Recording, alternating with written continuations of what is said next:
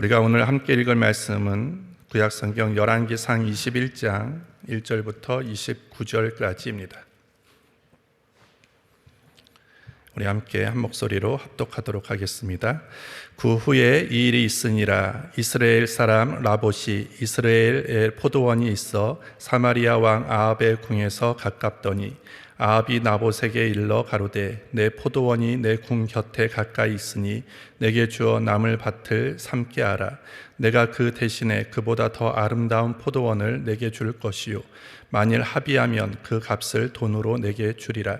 나봇이 아합에게 말하되 내 10주의 유업을 왕에게 주기를 여호와께서 금하실지로다 하니 이스라엘 사람 라봇이 아합에게 대답하여 이르기를 내 조상의 유업을 왕께 줄 수 없다 함을 인하여 아합이 근심하고 답답하여 궁으로 돌아와서 침상에 누워 얼굴을 돌이키고 식사를 아니하니 그 아내 이세벨이 저에게 나와 가로되 왕의 마음에 무엇을 근심하여 식사를 아니하나이까.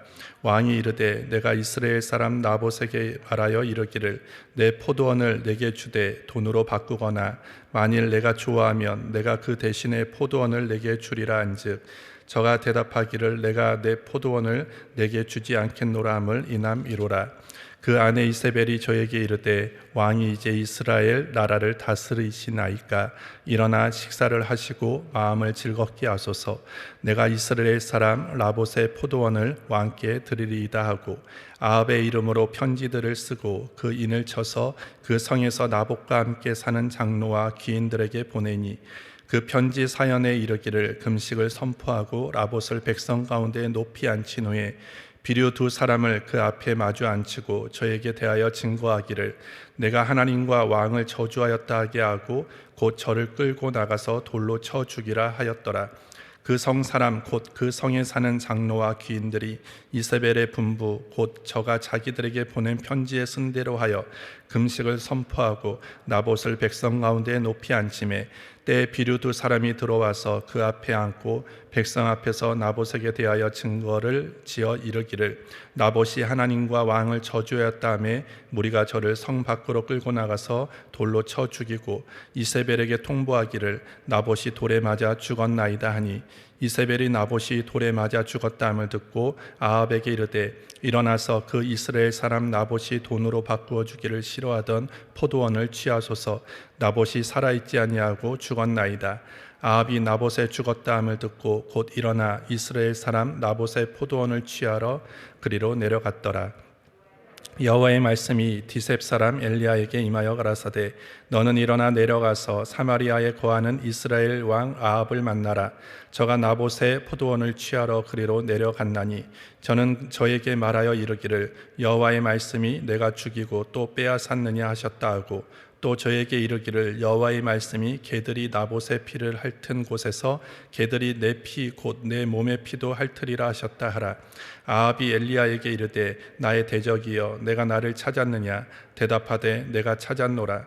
내가 스스로 팔려 여호와 보시기에 악을 행하였으므로 여호와의 말씀이 내가 재앙을 내게 내려 너를 쓸어버리되 내게 속한 남자는 이스라엘 가운데 매인 자나 노인 자는 다 멸할 것이요 또 내 집으로 느밧의 아들 여로보암의 집처럼 되게 하고 아히야의 아들 바하사의 집처럼 되게 하리니 이는 내가 나의 노를 격동하고 이스라엘로 범죄케 한 까닭이니라 하셨고 이세벨에게 대하여도 여호와께서 말씀하여 가라사대 개들이 이스라엘 성 곁에서 이세벨을 먹을지라.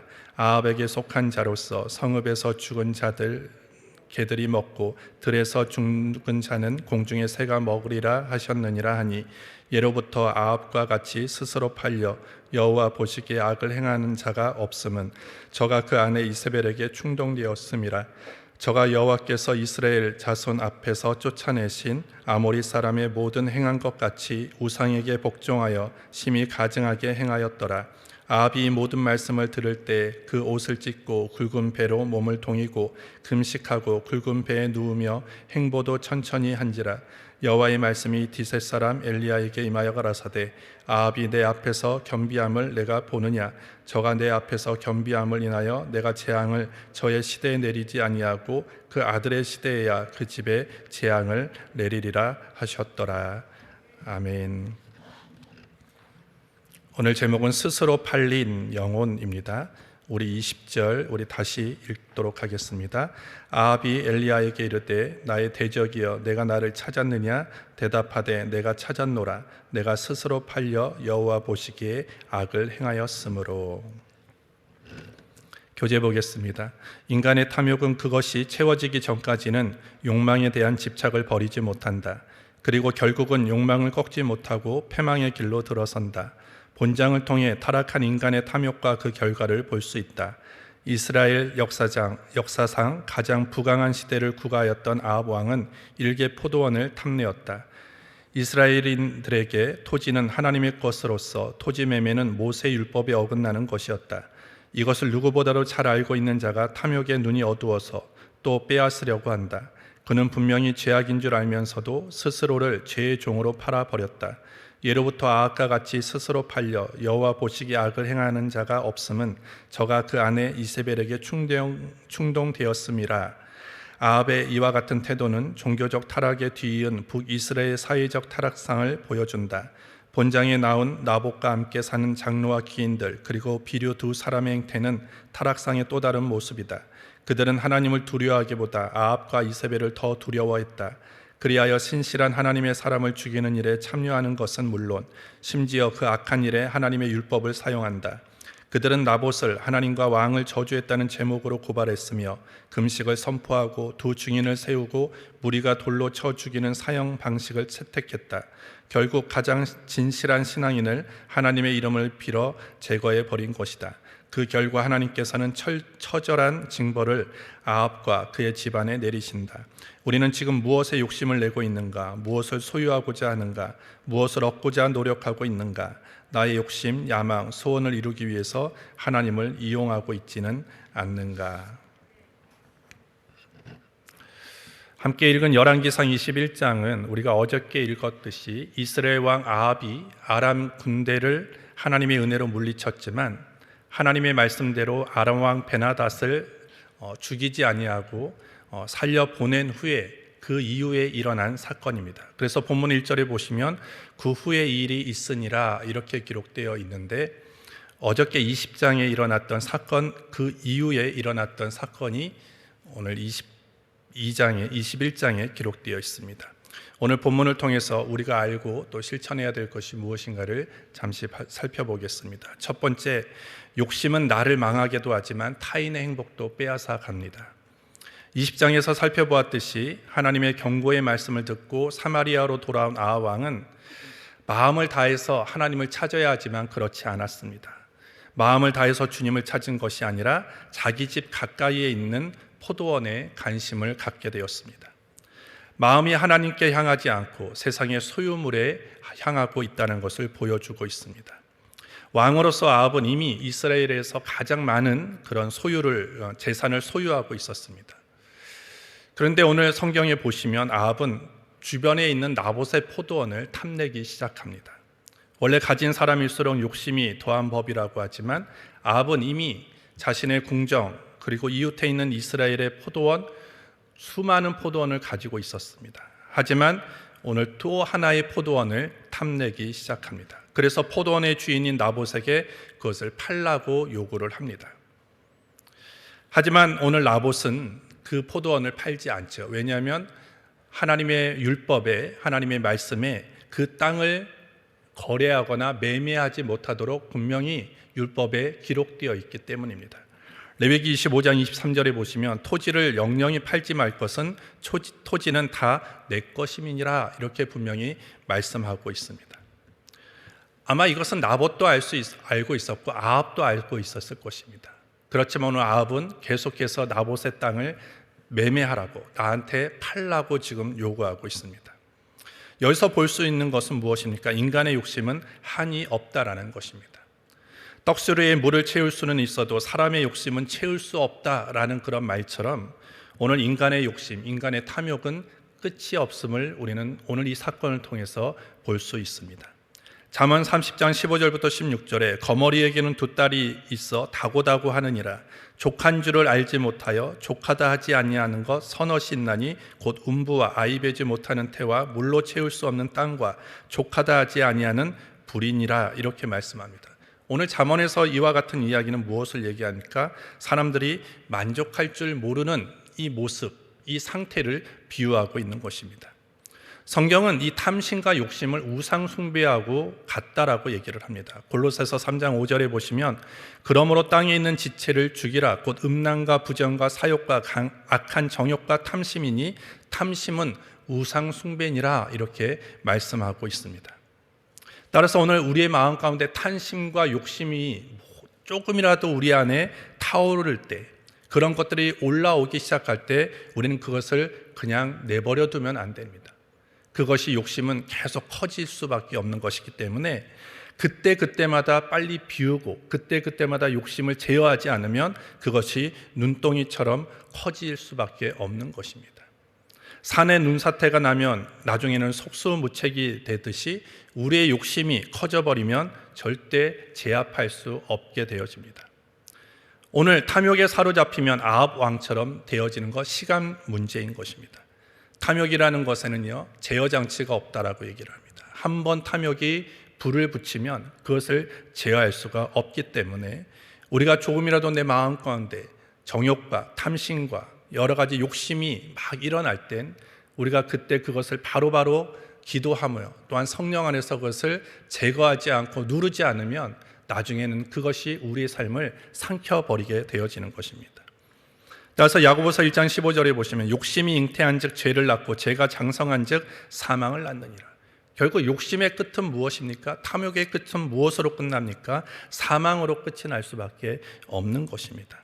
따라서 우리는 무욕과 정욕과 사욕을 날마다 이겨야 됩니다. 날마다 내 자신을 쳐서 복종시키지 않으면 욕심이 일어나서 우리는 범죄하게 되어지고 결국 그 죄의 끝, 욕심의 끝은 사망일 수밖에 없는 것입니다.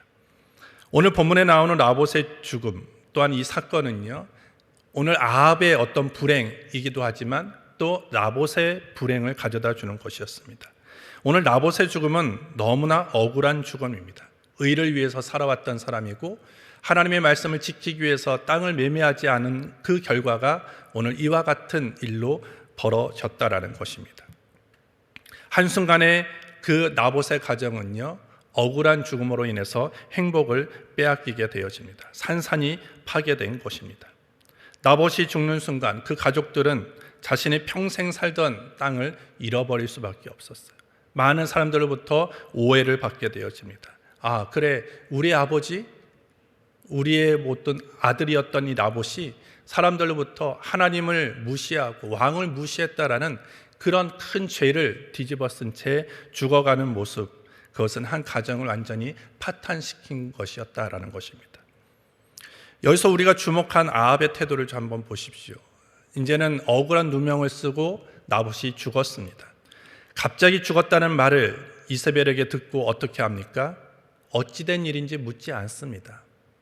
분명 이세벨이 손을 써서 그렇게 되었다는 것을 아합은 아마 짐작을 했을 터이지만 이 나봇이 죽었다는 얘기에 대해서 더 구체적으로 묻지 않습니다. 나봇이 어떻게 죽었느냐, 왜 죽었느냐라고 묻지 않습니다. 이것은 나봇의 죽음에 대해서 아합은 관심을 갖고 있지 않다라는 거예요.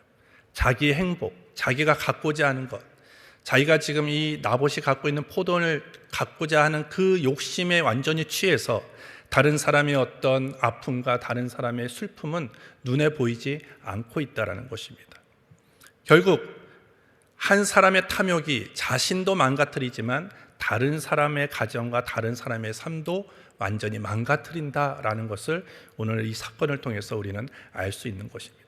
따라서 우리는 늘 자족함으로 살아가야 되지, 뭔가 욕심과 탐욕으로 살아가면 그것이 나에게뿐만 아니라 내 이웃과 내 주변에게도 큰 아픔과 상처를 안겨다 주는 것임을 믿고 욕심과 탐욕을 절제하고 그것은 조금이라도 틈이 있다면 빨리 그것을 기도하면서 성령 안에서 다 버리시고 하나님이 주신 것에 늘 감사함으로 살아갈 수 있는 우리 모두가 되어질 때 나도 행복하고 우리 주변도 행복하게 되어지는 것입니다.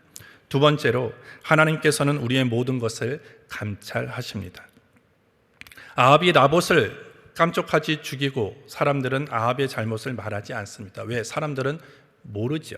왜냐하면 이세벨이 계략을 꾸몄기 때문입니다. 장로 두 사람과 장로들과 비류만 알고 있는 것입니다. 다른 사람은 왜 진짜 나봇이 진짜 신성 모독을 했구나, 하나님을 모독하고 왕을 모독했구나, 그렇기 때문에 돌로 맞아 죽어도 괜찮다라고 아마 생각을 했을 거예요. 하지만 오늘 이와 같은 사실은 누구나 아셨습니까? 하나님은 알고 계셨습니다. 아마 아까 이세벨은요, 아무도 모를 거라고 생각했어요. 이 장로들과 편지를 보낸 사람들의 입만 막으면 이와 같은 사실은 어느 누구도 모를 것이다, 이것은 그냥 계속적으로 비밀에 붙여질 것이다 라고 생각했지만 하나님은 다 알고 계셨다라는 거예요. 그래서 하나님은 엘리야를 통해서 아합 집안을 멸망을 예고하셨습니다. 여러분들, 우리가 인생을 살아가면서 가장 어리석은 생각이 무엇인지 아십니까? 내가 지은 죄를 아무도 모를 것이다. 이 생각이 가장 어리석은 생각입니다.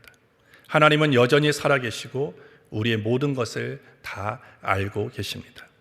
따라서 하나님께서 아합의 은밀한 죄를 드러내시고 아합에 대한 하나님의 심판을 지금 예언하고 있는 이 사건을 보면서 우리는 다시 한번 깨달아야 될 것이 무엇입니까?